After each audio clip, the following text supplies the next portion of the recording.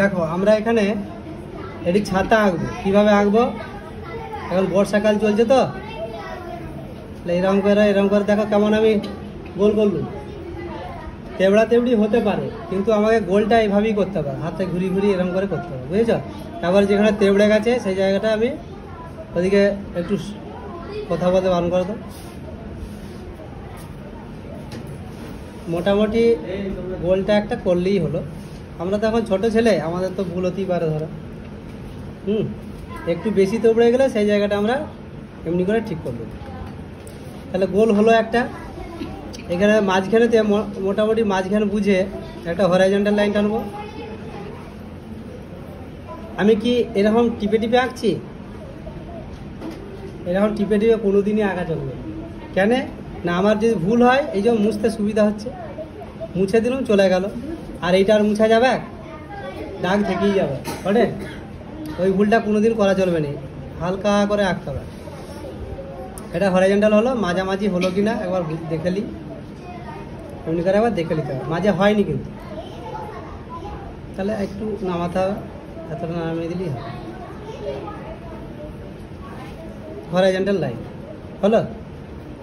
এরকম ভুল আমাদের সব সময়ই হবে, হ্যাঁ, কিন্তু আমরা ওই ভুলটাকে সব সময় মুছে মুছে সংশোধন করব। হয়েছে? আমরা ছোট ছেলে, আমাদের সব সময় ভুল হবে, টেরা বাঁকা হবে, হ্যাঁ, মাপে সমান হবে না, এদিকটা ওদিকটা বেশি কম হবে, কিন্তু আমরা বুঝে বুঝে সব সময় করি, ঠিক আছে? হ্যাঁ, দেখো একটু করলাম তো একটু আবার নিচে নেমে গেল। এবারে একটু আধটু ইধার উধার যদি একটু সামান্য হয়, ছোট ছেলে বলে মার্সি করা যাবে, ঠিক আছে? এরপরে আবার মাঝখানে উপর নিচে একটা ভার্টিক্যাল লাইন, এটা হচ্ছে হরাইজন্টাল লাইন, এটা হচ্ছে ভার্টিক্যাল লাইন। এটাও মাঝে হলো কি না এবার দেখে লিয়া ভালো, বটে? এটা হয়েছে, তাহলে ঠিক আছে, এটা ভার্টিক্যাল লাইন। এরপরে কি করব বলতে পারবে? এবারে কোনাকোনি করব, ক্রস লাইন একদম। এই বিন্দু আর এই বিন্দু তার মাঝখানে যদি এটা হয়, তাও দেখে নিচ্ছি একবার এমনি করে মাপটা করে। বাহ, হয়ে গেছে। আর এই মাপটা আর ছাড়বো নি, কারণ এটা তো সব জায়গায় একই হবে। তাহলে এই দিকটা করে নিচ্ছি, এই যে এইখানটায় বিন্দু হবে, ঠিক আছে? আবার এইখানটায় আর এইখানটায় মোটামুটি মাঝামাঝি একটা করে সব বিন্দু দিয়ে দিলাম, তাই তো? তাহলে এই বিন্দু থেকে এই বিন্দু টানলে এটা আবার ক্রস লাইন, আর এইটাকে আমরা বলি রাইট ক্রস। হালকা করে টেনেছি, দেখেছিস? এই দিক থেকে লেফট ক্রস, এই কোনাকোনি এইভাবে টানবো। এবারে হালকা করে টেনেছি, যখন দেখবো যে হ্যাঁ ঠিক হয়েছে, তখন একটু আমি মোটা করে টেনে নিতে পারি। ওকে, এই হলো প্রথম কাজ। এরপরে কি কাজ? আমাদেরকে তো ছাতা আঁকতে বলা হয়েছে, হ্যাঁ? এই এখান থেকে এটা সোজা করতে পারিস, বা একটু হালকা করে এমনি করে ক্রস করলে ভালো হবে। এই যে একটু জাস্ট একটু ক্রস,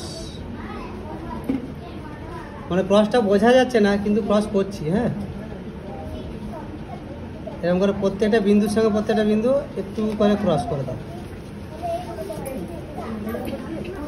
এবারে মাপ করতে যে একটু আধটু বড় ছোট হতে পারে, ছোট ছেলে মার্সি করবে। আমরা ছোট ছেলে, আমাদের অনেক মাপ হয়ে যাবে, বটে?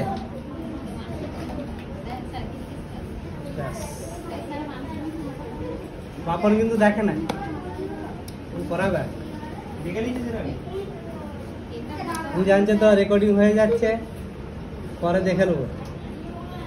এরকম করো নি বাপন, কাছে যেটি সেটি দেখার। এবারে কি করব? একটি মেয়ে ছাতা ঢিলিয়ে দাঁড়িয়ে আছে, সেটা কতটা লম্বা করব?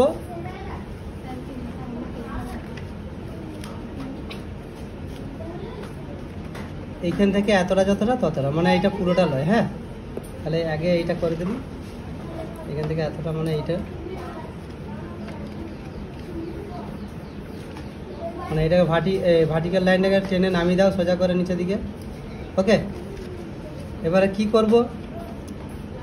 এর আবার মিডিল করে দাও এইখানটায়, এই বিন্দু থেকে এই বিন্দু, তার মাঝামাঝি হচ্ছে এইটা, হয়েছে? এবারে এইটা তুমি এমনি করে এই করো, দুদিকে সমান করে করো, দিয়ে এইটা উপর দিকটা সরু, নিচের দিকটা চড়া। এই লাইন টানলাম, আবার একটা এরকম করে লাইন টানলাম, এটা হচ্ছে একটু বাড়ি দিচ্ছি, ব্যাস।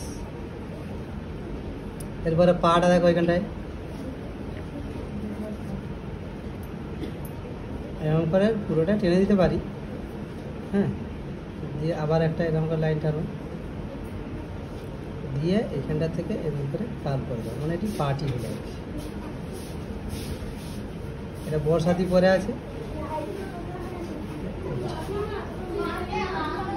ছবি কমপ্লিট।